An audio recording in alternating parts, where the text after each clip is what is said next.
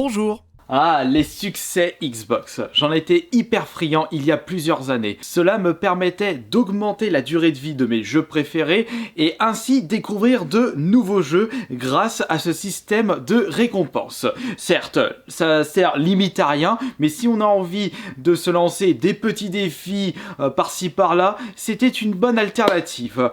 J'ai été chasseur de succès pendant quelques années jusqu'à que je me lance à fond sur ma chaîne YouTube. Malheureusement, il faut faire des choix dans la vie, faute de temps. J'ai pu débloquer depuis les débuts, c'est-à-dire depuis la Xbox 360, plus de 220 000 points, si je ne me trompe pas. On peut débloquer des succès sur la 360, sur la Xbox One, et on pouvait même débloquer des succès à l'époque du Windows Phone. Et si vous êtes un petit peu plus curieux, vous pouvez toujours checker mon compte True Achievement, qui regroupe l'ensemble de mes succès débloqués, ainsi qu'un ratio calculé par rapport au pourcentage de joueurs inscrits sur le site ayant débloqué tel ou tel succès. Certes, il n'y a pas tous les joueurs de la Xbox inscrits sur ce site, mais ceux qui s'y inscrivent sont pour la grosse majorité des chasseurs de succès, ceux qui jouent presque uniquement pour débloquer le maximum de succès. Il y a même certains joueurs qui ont réussi à débloquer plus d'1 million de points.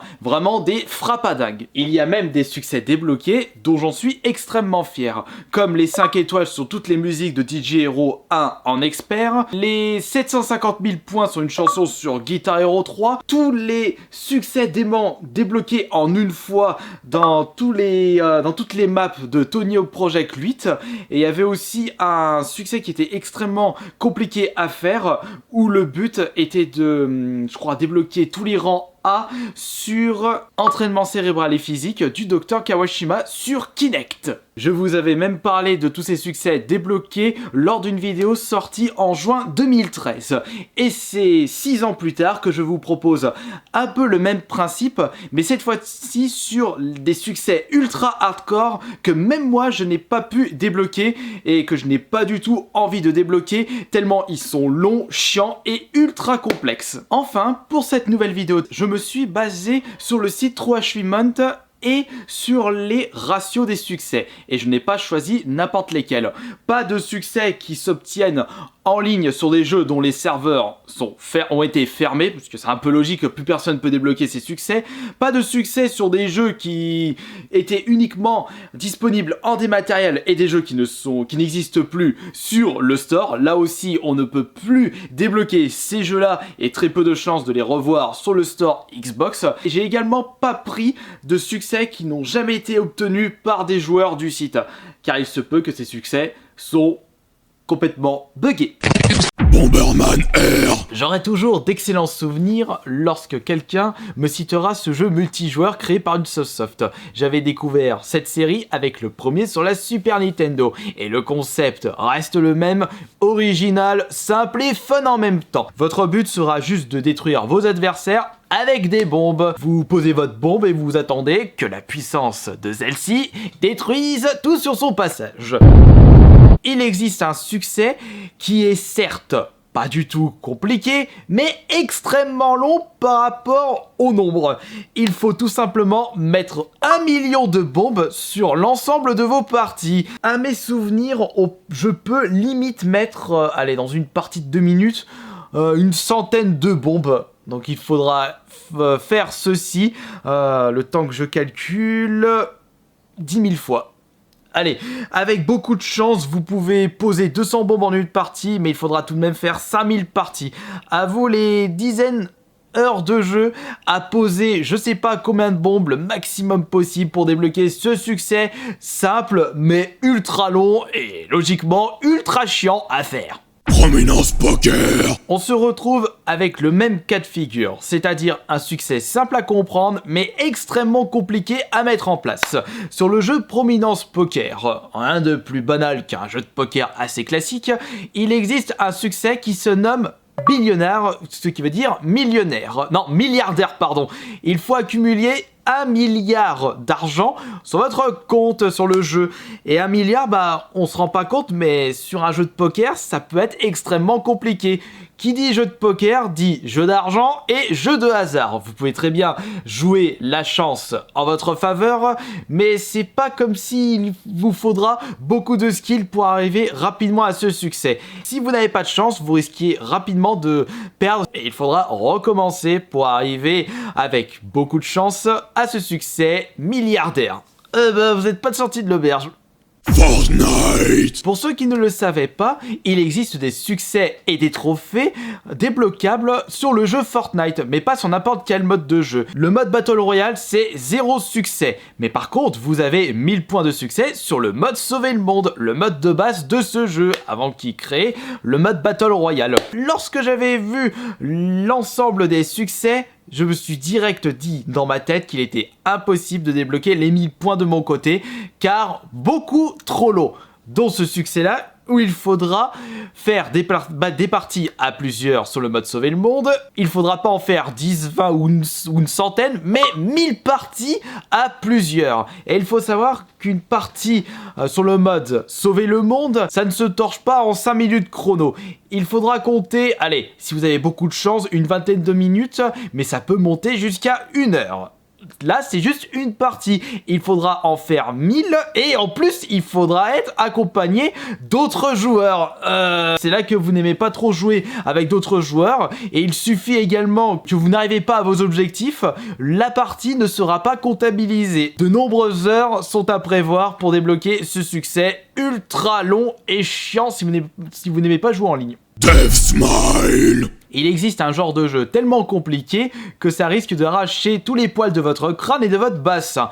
Il s'agit du Manic Shooter, le genre de jeu où ça tire dans tous les sens. Et si vous n'avez pas l'habitude de ce genre de jeu, vous risquez de perdre patience. À côté, Sekiro ou Dark Souls, c'est une promenade de santé. Comme chaque Manic Shooter sorti sur la 360 ou sur la Xbox One, il y a toujours des succès qui sont très compliqués à obtenir. Comme par exemple un disponible sur Death Smile où votre but sera de battre Bloody Jitterbug pour le succès The True Tyran. Pour débloquer ce succès, il faudra pas faire n'importe quoi. Il faudra vous mettre dans le mode level 999, donc le mode le plus compliqué où ça tire dans tous les sens. Ça risque de sortir vos yeux des orbites et il faudra en plus ne pas utiliser de continu.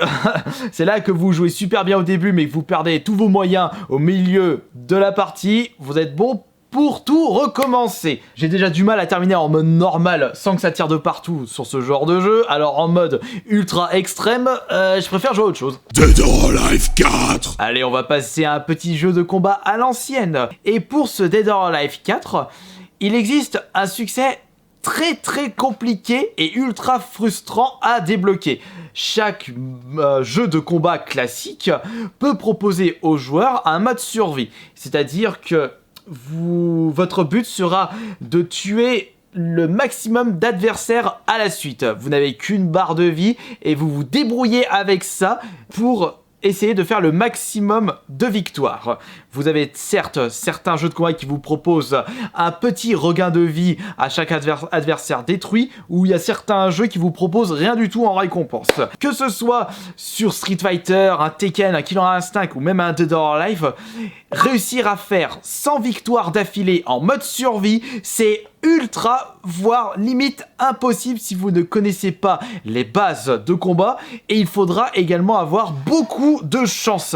Ça m'est déjà arrivé par exemple sur Killer Instinct, je me démerde pas mal, mais encore je suis pas si fort que ça, de réussir à atteindre le 45e concurrent avec presque toute ma barre de vie au complet.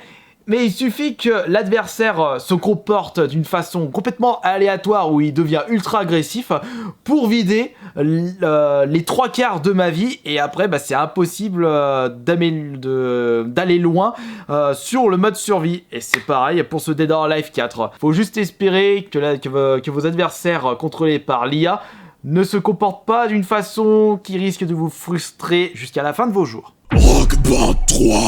En rythme pour ce succès de Rock Band 3 avec If This Just Fantasy, qui est un succès uniquement débloquable avec le mode chant. Puisque dans les Guitar Hero Rock Band, vous pouvez jouer soit avec une guitare, soit avec une batterie. Vous pouvez également utiliser la guitare pour vous mettre en mode basse, mais il existe également un mode chant. Vous pouvez utiliser un micro fourni avec le jeu ou alors un micro qui se branche via port USB. La complexité de ce succès, c'est qu'il faut réussir toutes les sections triples géniales sur la chanson la plus compliquée au chant, Bohemian Rhapsody de Queen. Et bon, c'est vrai que vous pouvez essayer de faire ce succès en normal, mais les triples géniales, vous êtes obligé d'être avec 2 joueurs supplémentaires puisque vous serez 3 à chanter. Et en plus, il ne faudra pas du tout se foirer. Et comme les paroles sont assez compliquées de cette chanson ultra célèbre de Queen et qu'il faut respecter une certaine tonalité dans votre voix, une octave, c'est pour cela que débloquer ce succès, c'est très très compliqué. Il faudra non seulement que vous soyez balèze au chant, et que vos 2 autres coéquipiers soient également balèzes au chant. Oh mamma mia, que ce succès est tordu. Trackmania Turbo. Et on termine ce top 10 avec un jeu de course, un succès, si ce n'est pas le succès le plus difficile à obtenir sur Trackmania Turbo, où il faudra tout simplement obtenir une médaille d'or sur toutes les courses disponibles dans le mode solo. Et ils sont au nombre de 200. Pour le peu que j'ai pu jouer sur Trackmania, obtenir une médaille de bronze, c'est corsé. Médaille d'or, je vous en parle pas. Et dans les circuits, bonjour la catastrophe. Mis à part si vous êtes un joueur e-sport de Trackmania, il sera très très compliqué de débloquer ce succès. Mais tout comme les autres succès cités dans cette vidéo, si vous avez réussi à débloquer l'un d'entre eux, vous ne pouvez être que très fier. Ça me fait rappeler la fois où j'avais débloqué un succès qui était ultra compliqué, mais j'en étais extrêmement fier. C'était un succès sur...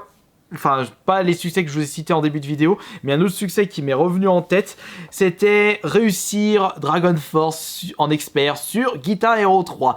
Il m'a fallu des centaines d'heures d'entraînement pour y arriver, mais lorsque j'ai réussi, c'était de la joie. Ciao!